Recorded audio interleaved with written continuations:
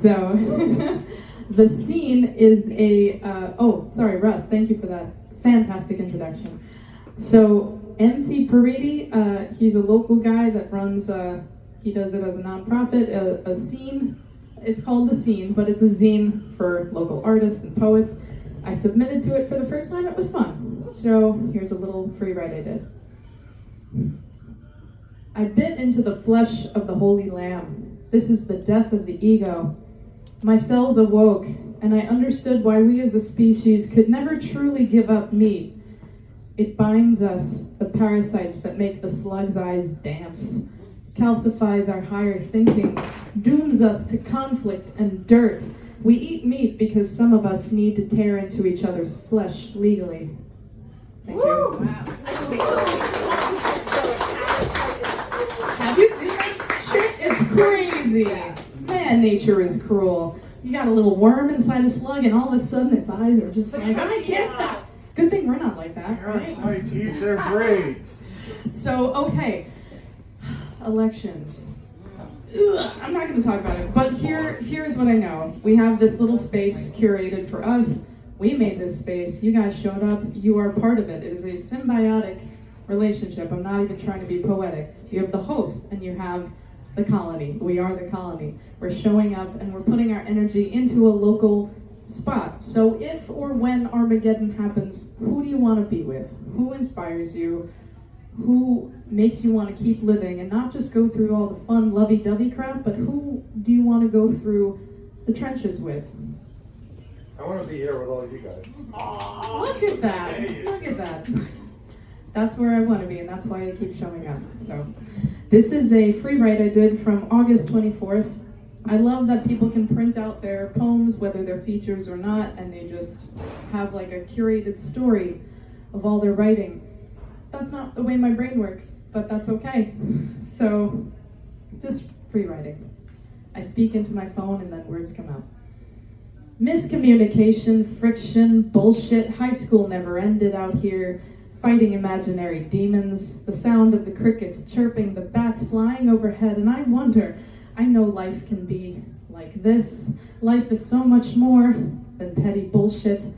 Life is so much more than comparing yourself to a scene that doesn't care if you live or die. Life is about the crickets and the fireflies. Life is about the clear blue sky and the darkened trees overhead when you lay your head underneath the branches.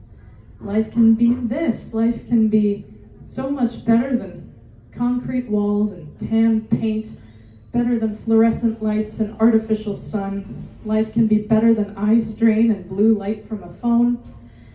Life can be so much more physically, intimately, passionately. Life can be so much more than the pressure of shaved legs and illnesses, checking off a box, pills and antibiotics. Life can be so much more than spreading rumors about people you don't even care to know about in the first place.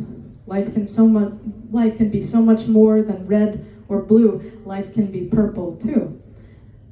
It can be so much more than your thighs becoming hourglass shapes because of the men you let under your sheets, changing your body, breaking your spine. Life can be so much more than your perceived wasted time. Life can be so much more than the circles under your eyes and the fierce cheekbones of lost joy, more than inflating prices and healthy food. Life can be so much more. I belong here just as much as you, and I don't need to say that or prove that I do. But since the parasites are in my room, they won't leave me alone until I say that life can be so much more than the demons we create. Thank you.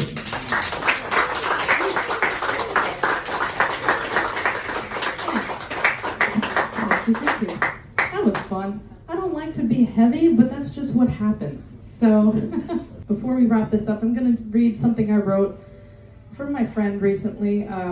He's gone now, but I only knew him for a short time. I met him through a friend group of mine, but this is for him. And whatever you believe in, God, a source, the universe, higher power, I don't believe it's that far away. I think it's definitely right here, close, wherever we are. It's in this room, it's where we are. And I believe he's right here. So this is for my friend, Mike. Thank you, Maria, for getting footage of us together the night before you died. I drink very rarely, but you bought me the one I'm holding. You loved cartoons, video games, 80s goth music, and anything involving computers. You brought more food over her apartment than was necessary because you were just that giving, more than most. You were so silly in the group chat with your evil laughter sound clips and gifs from your favorite films. As soon as you found out that I was interested in IT, you without hesitation pulled out your credit card and said Merry Christmas and bought me my first online entry-level class that year. You are so incredibly generous, loud, funny, and opinionated. You had so much knowledge on so many things. You gave so much more of a shit than nearly anyone, and you wouldn't even make a thing about it. You just showed up and did it. You have been nothing but unabashedly yourself 24/7, and everyone just had to fucking deal with it. I'm so incredibly fortunate to have met you, and I wish I could have talked to you more about your favorite subject when I was struggling in my trade school. I had a very hard time getting organized and asking for help, but you were always there when I finally did ask. Regrets are useless. Still, there's a lot more I selfishly wish I did with you, like wishing I got to know you better, or get you out of the apartment more. I wish I went to Micro Center with you. I wish I told you the reason I got into IT. But I'm grateful for all the time we had together in a group. I started my computer program because of you. I showed up at more local goth clubs because of you. You played D&D with us for a while until your job beckoned for change.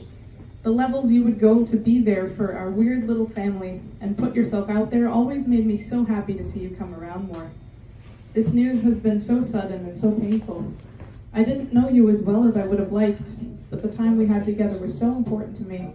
I'll forever have love for you. Rest easy, Mike. Thank you. And thank you guys. Before I go, to leave on a better note, I like talking about that stuff because it feels natural and it's necessary. You know, it's a beautiful thing. It's not just death, it's celebrating someone's life and the impact they had on you. So things will be difficult going forward from this day, whatever happens, whatever side. But all I know is that you guys have people that you love and people that you keep alive with your writing, with your words, with your photographs, and you make memories, and it's okay to acknowledge death. It's okay, because that just means that everything leading up to that was all worth it and was so precious. So he wouldn't want me to be sappy. He was a big goofball. So thank you guys for letting me be sentimental and goofy up here. Thank you for everyone that performed. Thank you, Russ. It's been a pleasure. Have a good night, everybody.